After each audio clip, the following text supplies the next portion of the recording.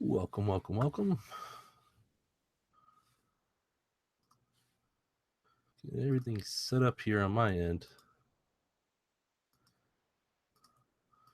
Give folks a little time to get in.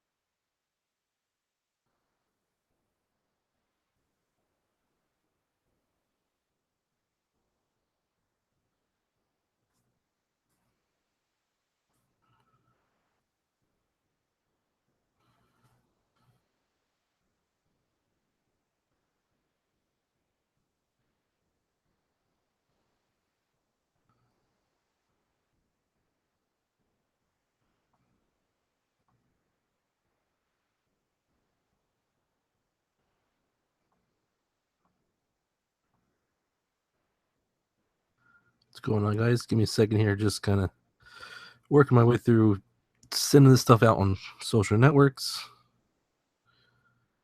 And then we'll get started with the show. Thank you all for joining.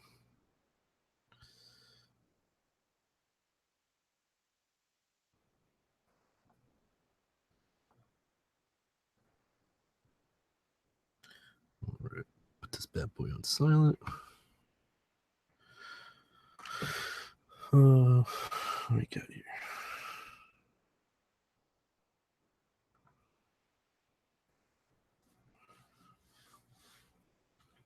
How we doing in the chat room today?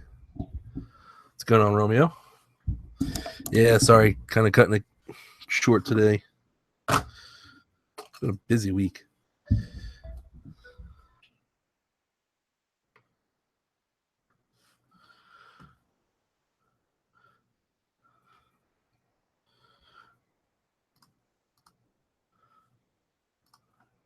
Start here in a couple minutes. See if we get my tablet to kick in. I forgot to charge that bad boy.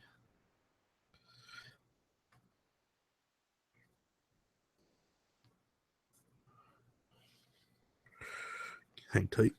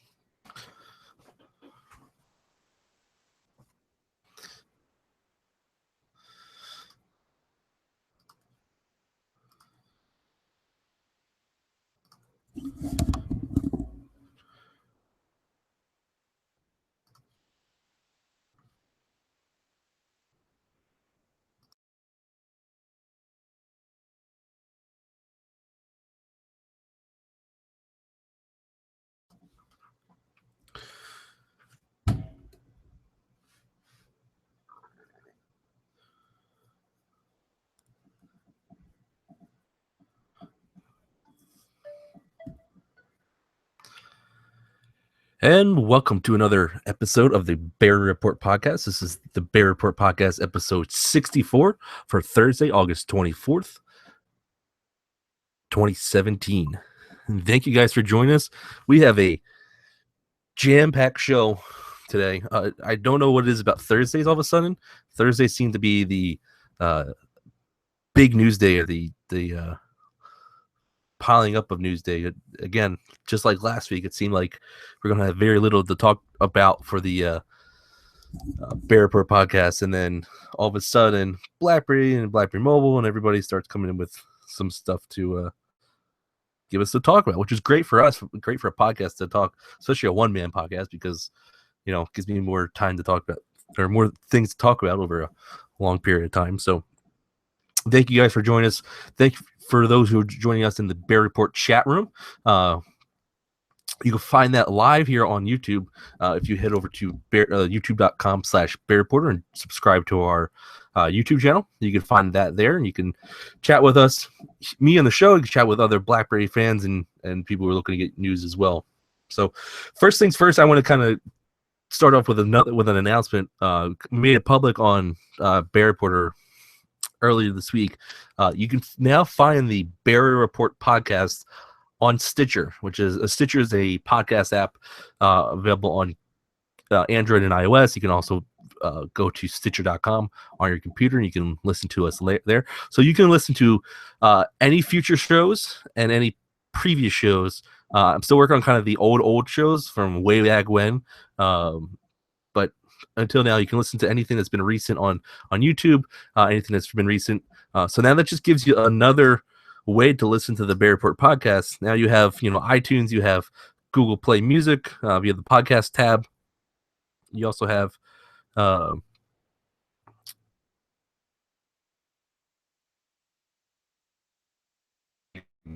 podcast app that you can think of, apps used in the Android world for podcast listening. But yeah, we're all over the place. So now we're in Stitcher. It's a very popular community. A lot of people love Stitcher. Got a lot of requests from people who said they want us to be on Stitcher, which is their choice of podcast listening to. And if we can get it up there, we'll do so. And that's what we did with Stitcher. Still working on getting on SoundCloud. I've been looking into doing that as well. I know a lot of people like listening to theirs as well. The only problem is some of these podcast places charge for hosting, and I kind of have to work around with the cost of putting the podcast up there. So if it's feasible, we'll do it. If I have to work around a little bit, then we'll kind of tweak it as much as we can.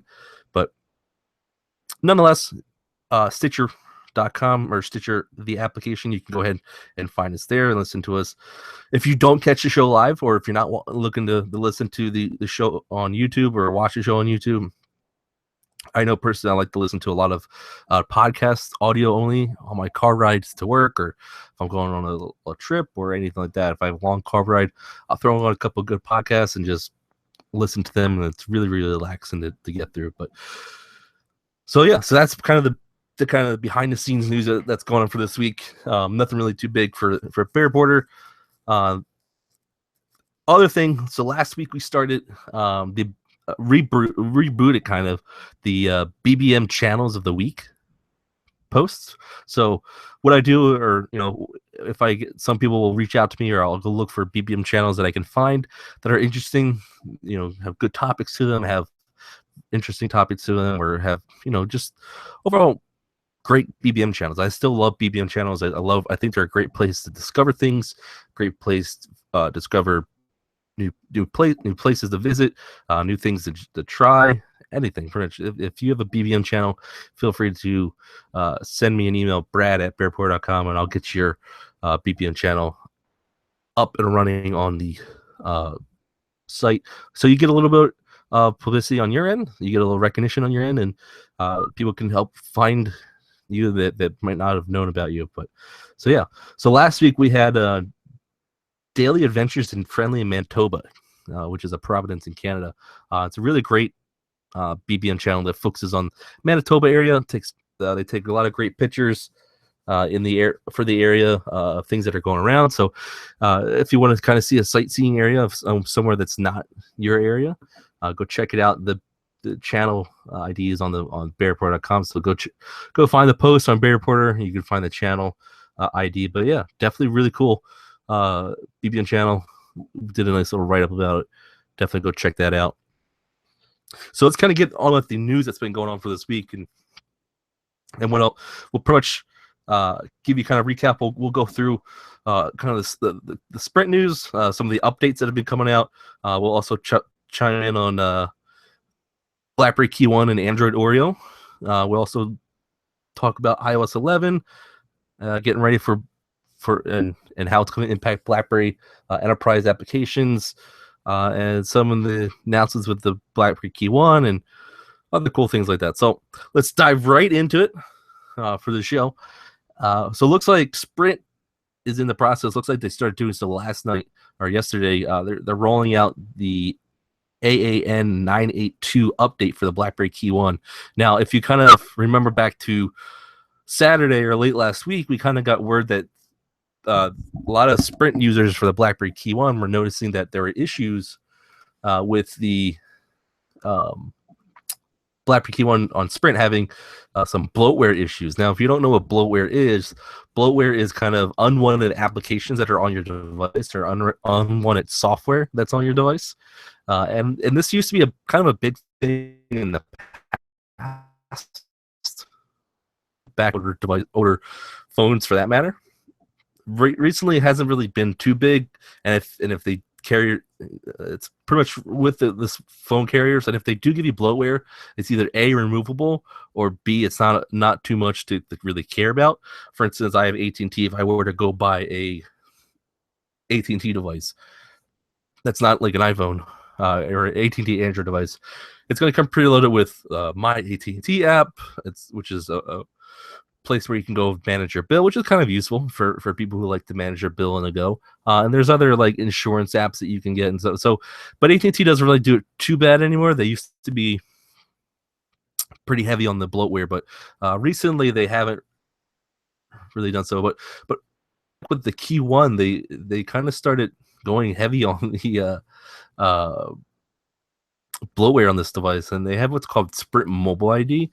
They're notorious for doing this, and I still don't know to this day, but they kind of load up this ID pack or a kind of a it's kind of like an advertising pack, pretty much. They pretty much put sponsored applications on your device. Now, some of these sponsored applications are apps that you actually use. So, for instance, Uber or Facebook or what's other apps? They also put their own their mobile manager, so Sprint, I forget, Sprint Zone as they called it. But yeah, so they put that on there, but users were able to remove those apps, but as soon as they power cycle their device or waited a little bit of time, those applications came right back onto their device, which is kind of the app if you're just going to force it to go right back on the device. So Sprint actually responded to some of those reports and stated that they are aware of that. That's not how the Sprint Mobile ID is supposed to work. It's supposed to let you delete the apps and get rid of them for good. So recently, Sprint put out that AAN 982 update for the BlackBerry Key 1. I haven't got word from Sprint yet whether that's the fix that they were putting out. They did say that they were working on a fix for the issue, but no word on if this is that fix. From what my understanding, this is an update that was in the works before they were aware of that problem. So they might not have gotten to it this time around. What this update does include in it is pretty much the August security update for the BlackBerry Key 1. So that's what pretty much is in there. Nothing really too crazy. If you are a Sprint customer though, and you are experiencing this issue with the Sprint Mobile ID, there is a way to back out of this. So if you go into settings on your BlackBerry, go to apps, go to the BlackBerry launcher and click view details, and then you'll see an option for uninstall. After you do that, it's restart your device, and then once you do that, you'll be able to have a fresh version of the BlackBerry launcher. So it'll be like the launcher that comes out of the box from the factory, which is nice. So it's a nice little workaround. Sprint even acknowledged this workaround. So if you're having that issue, go try it out. Again, if you go into um, BerryReporter.com. We have the instructions there and on the website as well. But yeah, so if you're a Sprint customer, go ahead and fire up the update tab or update app, and if you haven't done so already, and download the new update for it. Get your August security update in. I love the fact that BlackBerry Mobile and BlackBerry are still committed to giving us these monthly software updates. Make sure our devices are protected. I think I've stated this before. I have a I don't know where it is right now, but a Galaxy S7 that I bought with AT&T almost a year and a half ago. That the last security update that device has gotten to this day. Now, granted, today is August 24th, 2017. That Samsung Galaxy S7 on AT&T, this last security update was November of 2016. We're almost there. It's August. We got 3 more months till November. So my Galaxy S7 hasn't seen a security update in almost a year, which is crazy to think. I mean, Google's been putting out updates monthly, but AT&T hasn't updated that, or AT&T and Samsung haven't updated that device in over a year, which to me is unacceptable for a phone manufacturer or a carrier. I mean, if I'm the carrier, I wouldn't want that update to be pushed out to my customers' devices. If I'm the manufacturer, I want to make sure I keep my customers secure with their devices. So, speaking of updates, Google on Monday. So Monday was kind of a cool day for those of us, I believe, in the States. I don't know. Did anybody else around the world get the chance to check out this solar eclipse that was happening? So in the States, we were able to see the solar eclipse. I'm sure you heard about all of the news. But also on Monday, Google revealed the name to Android 8.0. So if you've been following Android at all, Android has taken each Android version, so 1 through 8, and named them after desserts. So the last one was nougat. Before that was Kit Kat.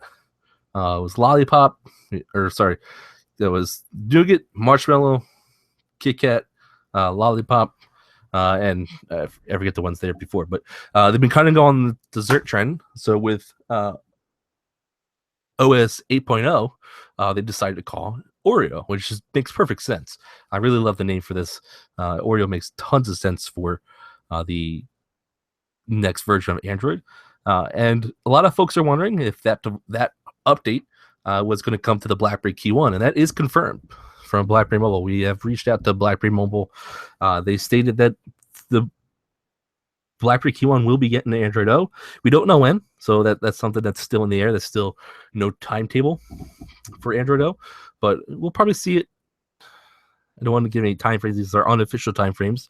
Keep in mind, we'll probably see that update come around very late this year, if not middle of next year. So I mean, that's the time frame that I would think is feasible. I mean, hopefully it doesn't take a full year for them to get Android O onto here. Now, keep in mind, BlackBerry Mobile isn't handling the update version or the software on the Key 1. It's BlackBerry, so we have to wait. It's on them. They have to secure Android O and make sure everything's good to go on that, and before it starts rolling out to users. And then carriers have to go through it and such. So what is in the Android O? What is in Android Oreo? So some of the cool new features that are available in Android Oreo. One thing is you have background limits. So this will help minimize background activity for applications, and it'll help make sure that they use less battery on your device. So help extend your battery life even more, especially on that amazing Key 1 battery life. You also have autofill. Autofill will help you it'll remember your logins and log right into different applications, websites that are compatible with that feature. Picture in picture allows you to watch a video and keep going at the same time. Not the same as multitasking on the Key 1. It'll pretty much just allow you to have a little box for that video, and you can drag and drop that anywhere you want to on your screen while you're doing what you need to do. Also, notification dots. There's Android O handles notifications a little bit differently. They show a little dot, and they give you different notification actions you can perform with each application. Also, Android Instant Apps will let you teleport directly into new apps right from your browser. No installation needed. So you can, as soon as you find a cool app, you can very little downtime or time. It's going to take very little to get that app onto your device. Google Play Protect, which actually technically is available now with most Android devices. It'll scan your device for misbehaving apps on your device, and it scans pretty much 50 billion apps per day, which is pretty amazing. Nice to know that is there. Emojis are getting a facelift. No pun intended there. Emojis are going to start looking a lot better. If you use emojis on Android right now, if you're a fan of using emojis, I could do without emojis. They're nice every once in a while, but I'd rather just need to put a picture for words that I'm trying to say. But the emojis have been redone on Android, which is nice because if you do use emojis on Android, they're not the best looking emojis that are available. There's also Project Treble, which is pretty much the foundation of keeping Android up to date. So it kind of helps. It's going to help make it a little easier and give Android and Google a faster way to get software updates out to your device. So it's going to help them kind of go around the carrier and get these updates to your devices quickly. Right? It's not going to fix their update issue. Kind of the update issue that Android runs into is that, for instance, with Android Oreo, once Android Oreo rolls out, it's gonna take time to get to each manufactured device. So, for instance, the Key One, the BlackBerry devices, you have Samsung devices, they're going to be rolled out piece by piece. And what kind of slows them down is, one, the manufacturers, and two, the carriers. So Project Treble will help Android do this a little bit better. It'll help it make it a lot easier for them to deliver Android updates to the devices. There's going to be some kind of like patches that they can start rolling out, and that will be able to bypass the carriers, so they don't have to go through carrier get there. So it's not going to fix all the issues that they're having. They still have to do the big major updates, still have to go through the carrier approvals and such. But it's a nice thought that they're starting to work towards that. I really think they want to get to an iPhone or an iOS update status where they don't need the carriers at all. They can just push out these updates to users, which would be nice. That's what I'm looking forward to. So the other cool thing, notification categories. Go over which notifications can appear on your device and how intrusive it is, so you can control whether it's popping up right in your face or not. You can also get the ability to snooze notifications, which is nice. So yeah, that's what's coming in Android O. Look out, again, no time frame on when that's going to hit the BlackBerry Key One, and I really don't know about the previous BlackBerry devices. The Priv still doesn't have Nougat, so I think its chances of getting Oreo are very slim. Same thing with the DTEC 50 and the DTEC 60. I don't really know if they'll get Android O. I don't even know if they'll get Nougat at this point.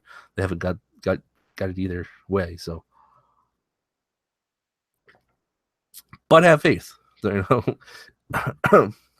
Have faith, and hopefully we'll get those devices updated, which would be nice. So, speaking of software updates, we're kind of on this track here. For those who use iPhones or Apple devices, iOS 11 is coming very soon. We should be hearing a little bit about iOS 11. Now, before you start freaking out, don't worry, we're not talking about iPhones that much here. But the iOS 11 is coming out, and a lot of enterprise users are wondering if their BlackBerry Enterprise software applications are going to be available to support iOS 11. So BlackBerry came out this week and stated that BlackBerry Enterprise software will support iOS 11 on launch day, which is huge. That's huge for BlackBerry. They make sure that their enterprise customers are able to stay secure. There's no downtime with these applications, no way for it to affect how they use their apps on their device or stay protected for with the applications that they're using. So apps like BlackBerry UEM, BlackBerry Dynamics, and BlackBerry Work will also go away. We'll get will be able to be used on iOS 11 come launch day, which will help IT managers have to worry about one less thing with BlackBerry's enterprise software. They made it really simple for them. So yeah, that's really great news for enterprise users, for enterprise companies that are using BlackBerry enterprise software. Sure, it's really great to know that BlackBerry made sure that that software update won't affect the enterprise application. So hats off to BlackBerry, done a great job with that.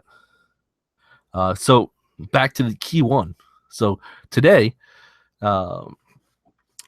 two companies, two big announcements for the key one today.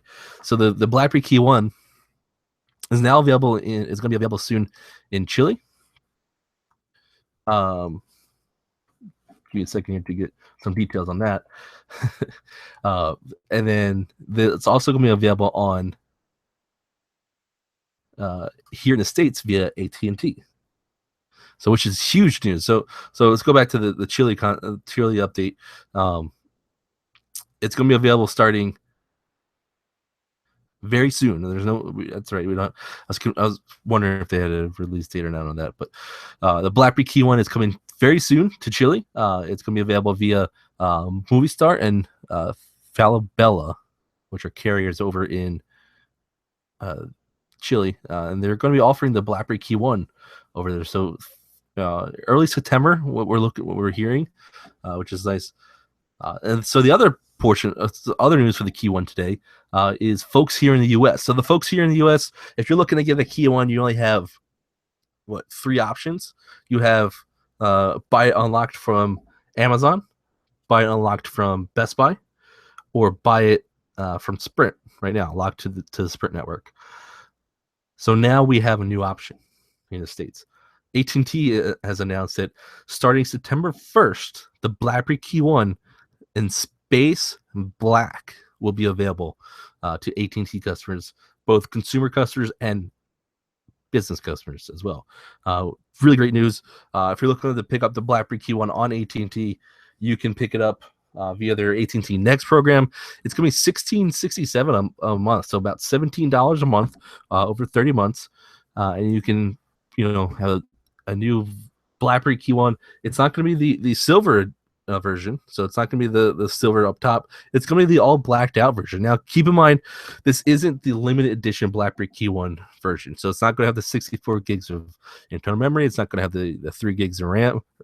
It's not going to have the extra RAM to it, but it is going to be in black, which is nice. So if you're looking for the black Key One, AT&T might be a nice way for you to go get it instead of waiting for BlackBerry Mobile to release it globally unlocked coming soon. But yeah, so go check it out over at AT&T. Again, it's going to be September 1st. That's when you can purchase the BlackBerry Key One on AT&T. Great news for AT&T customers. Great news for thus those in the States.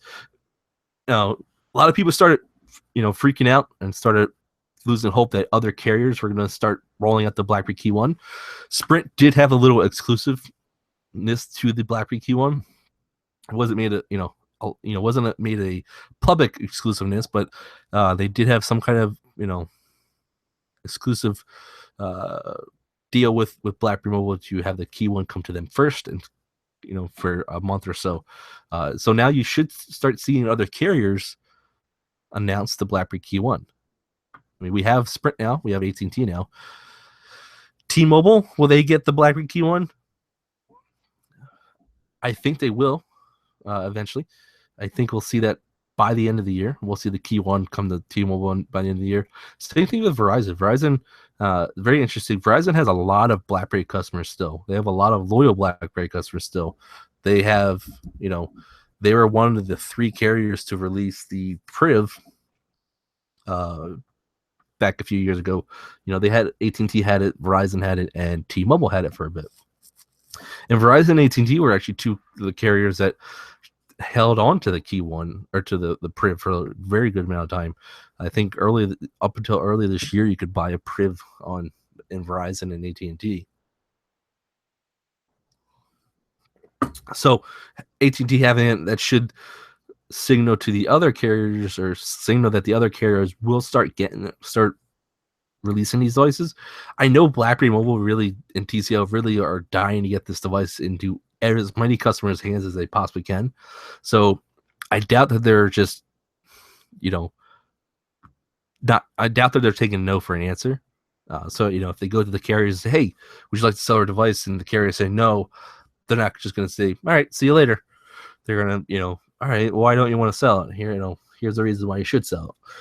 So big news for Key One lovers and fans are looking to get the Key One here in the States. Again, starting September 1st, you can get the BlackBerry Key One Space Black. Kind of a weird name. When I first read that come across my newswire this morning, I kept thinking of another phone named Space Gray. So you guys know the iPhone is named Space Gray. That's a color there. It's silver on the back, or gray on the back, and black up front. I don't have, actually, maybe I do. Yeah, I don't have one close by, but actually I do. So for those of you in the video portion of the BerryReporter podcast, well, this is what a broken iPhone looks like.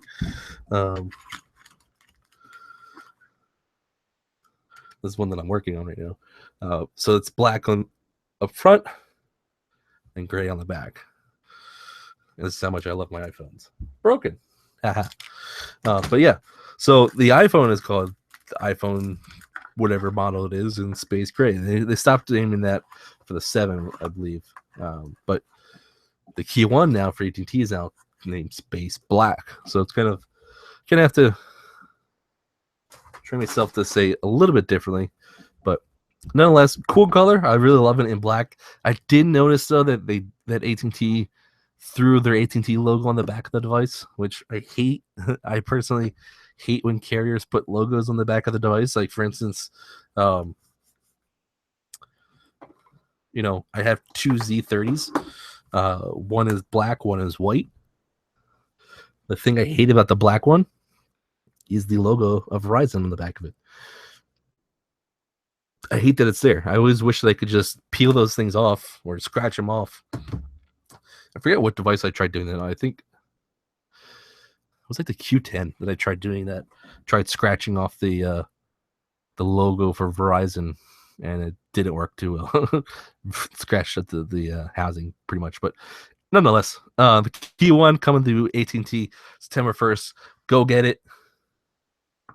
Romeo in the chat. Let's see what he's got to say. Romeo's wondering, is the AT&T going to have the updated specs? No, it's not going to have the updated specs. As far as we know, we haven't seen any spec sheets from AT&T or BlackBerry Mobile on this device, but we're hearing that it's just going to be the normal BlackBerry Key One that's out there right now, just in black. Just think that they took the Key One the way it was at launch and just painted it black and stuck an AT&T logo on the back of it. Which, if you're looking for the black Key One, the updated specs are nice, right? The updated specs are great to have, but they're not a necessary thing to have. I have 32 gigs on my phone. I have an SD card in there, 64 gig SD card.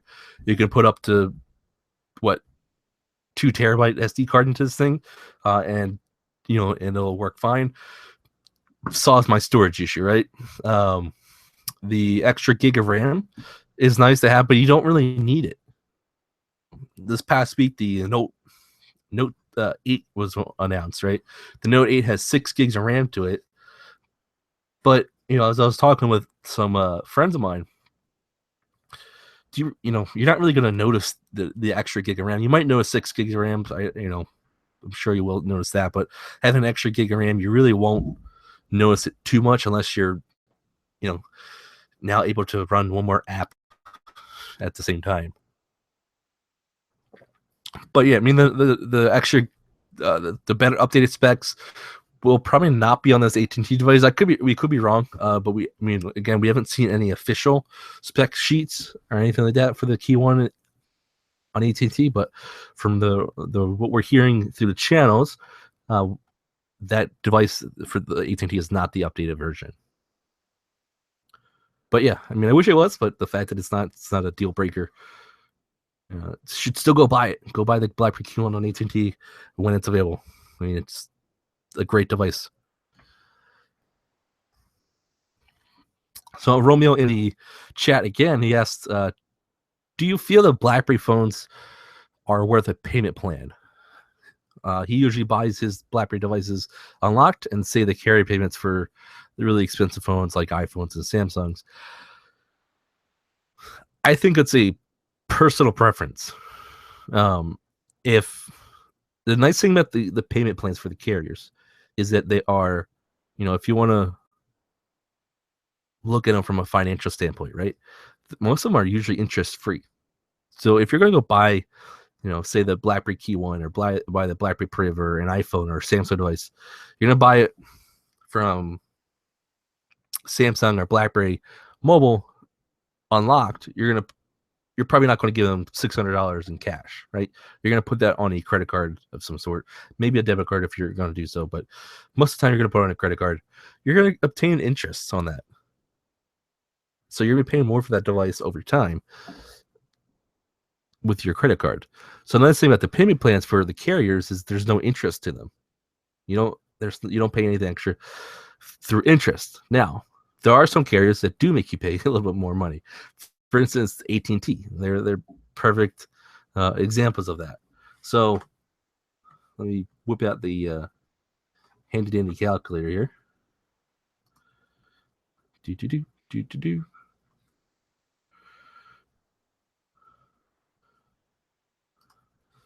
So if we do $16.67, come on.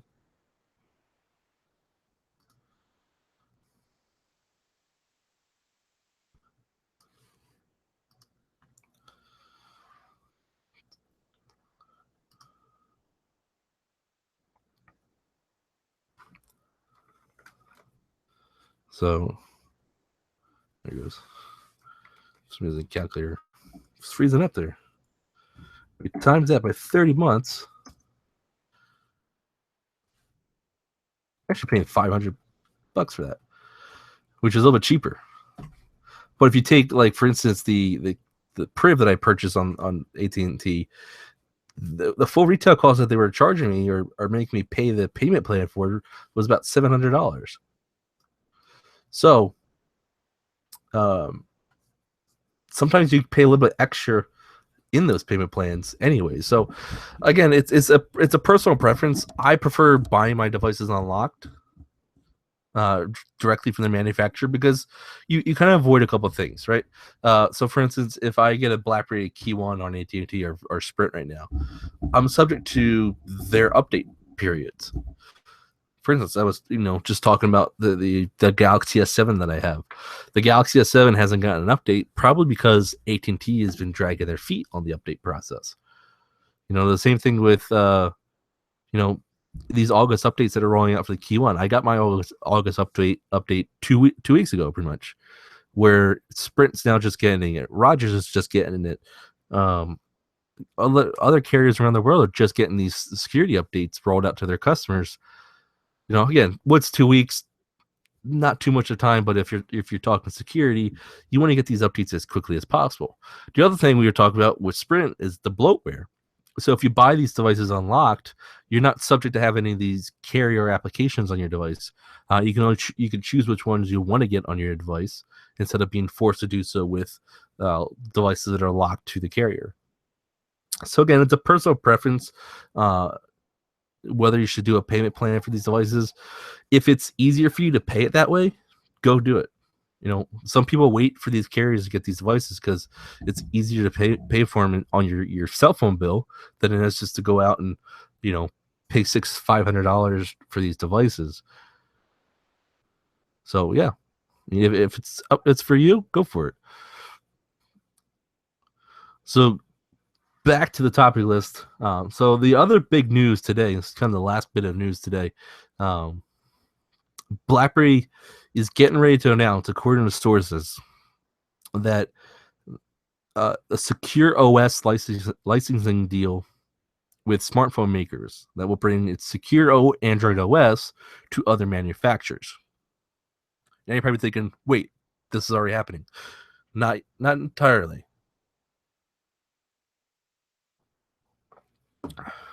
So the way it works now is with the licensing agreement that BlackBerry has with TCL, Optimus, and BB Mariputai. They license out the hardware designs and rights to sell under the BlackBerry name, sell BlackBerry devices, and then they make the OS for those devices. The way this licensing deal would, those deals would still stay intact. They're not going to go anywhere. You're not going to lose BlackBerry devices. What this deal means is that BlackBerry is going to develop their secure OS, and they're going to call it BlackBerry Secure. And they're going to license it out to other manufacturers, and those manufacturers can now use that OS on their devices that they make. They don't have to be BlackBerry branded devices. So, for instance, they're working with Optimus over in India again.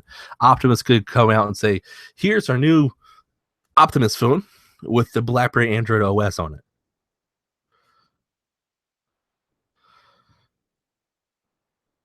Which is, it brings the secure Android OS to manufacturers' device around the world. Now, they're not going to just stop at Android device or smartphones. They're also going to go towards TVs. So TVs are running Android, smartwatches that are running Android, so Android Wear devices and other devices. If you remember back to the shareholder meeting a few months back, John Chen actually discussed this during his statement during that opening of the shareholders meeting. He had this plan for going and taking the BlackBerry Android OS that they have secured down. They've secured down as much as they possibly can. And now they're going to take that secure OS and let other manufacturers use it for their devices. And they don't have to be BlackBerry branded devices either. And this is, to me, this is great. This is big for BlackBerry. Again, it gets them another channel to get their OS onto, and just brings in more revenue for them. It brings, via the license agreements, now they get money for, okay, you can, XYZ company, you can go sell your devices with our OS on it. It's going to be secure. You don't have to develop your OS, the Android OS for your device. We'll do it for you. You can tweak it a little bit if you want to add some different features. And now you can go sell it and give your customers the great security of BlackBerry, of Android by BlackBerry.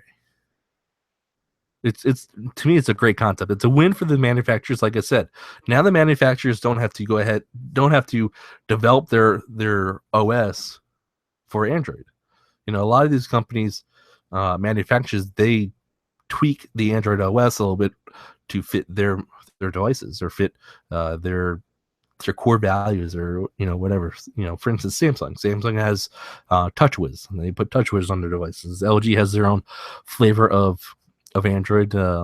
Motorola, pretty much everyone besides, there's few companies out there that keep it very pure Android, but there are some companies that tweak it. So now they don't have to do this anymore. Now they can, not put as much money towards development, because BlackBerry's not going to do it for them. And they can also give their customers the peace of mind of BlackBerry security. So to me, it's a really great option for these manufacturing companies, a great option for BlackBerry too. We're probably going to see things like smartwatches with BlackBerry Android on it. You're going to see tablets, right? There's tons of tablets out there that, tons of tablet manufacturers out there, right? For instance, I'm using an LG tablet right now. Oops, here goes my playbook. Use an LG tablet, tablets, smartwatches, TVs. TV was kind of an interesting topic or thought, right? There's tons of TVs out there that are running. There's TVs out there that are running Android to them. They're running Google on them, or Android to them, and they're acting as smart TVs with Android's Chromecast software to it. Now, these TV manufacturers don't have to worry about just putting out a basic OS. They know they have a secure OS to put on these TVs, and it's great for it's great for the companies, great for the manufacturers of these TVs.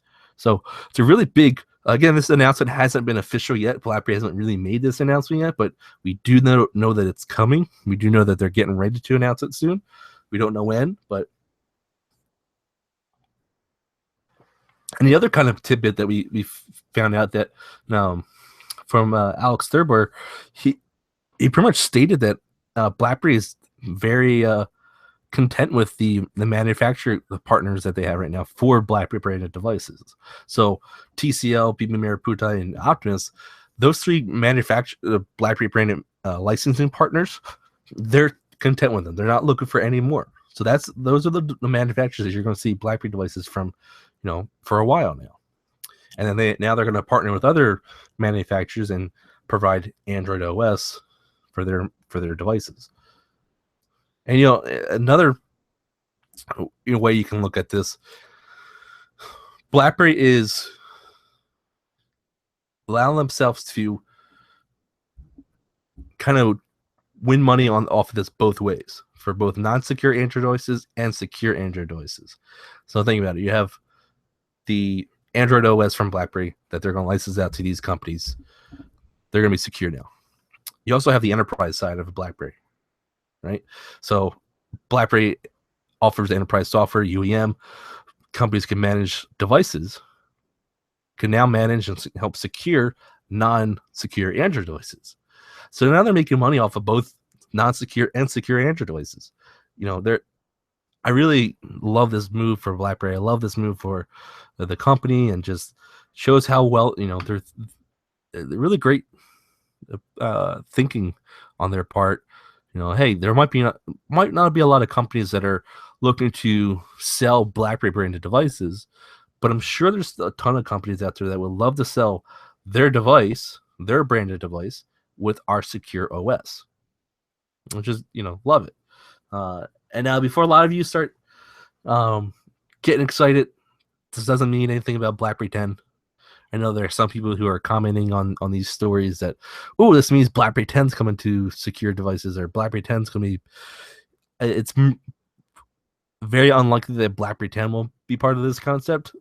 It might be possible, but they're really more focusing on the Android side of it with it. So, yeah, great news.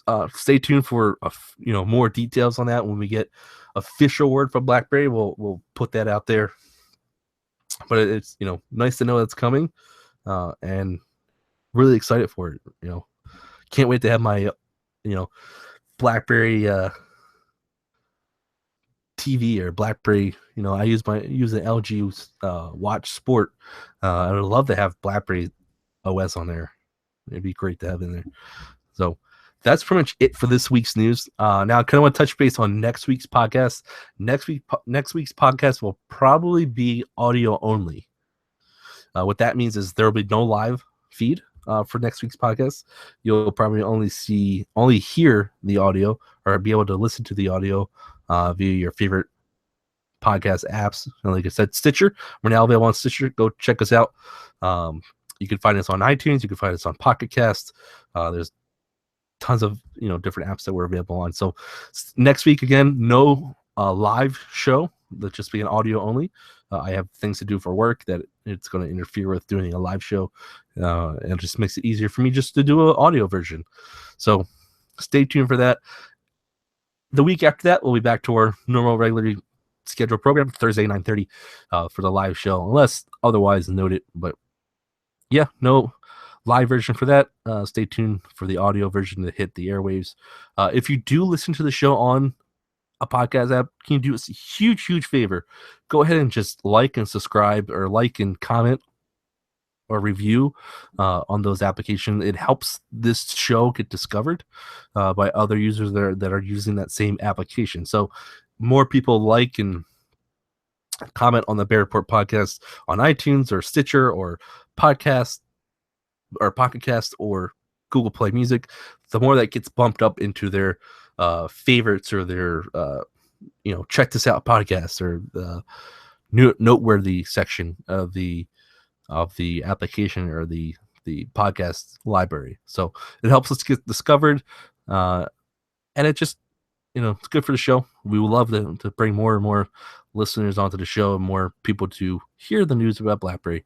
So that's it for this week's show. Thank you guys for tuning in. Again, if you're watching on here on YouTube, go ahead and just subscribe and like this video. That again helps us out again as well. So check you guys out next week on the BerryReporter podcast. Brad out.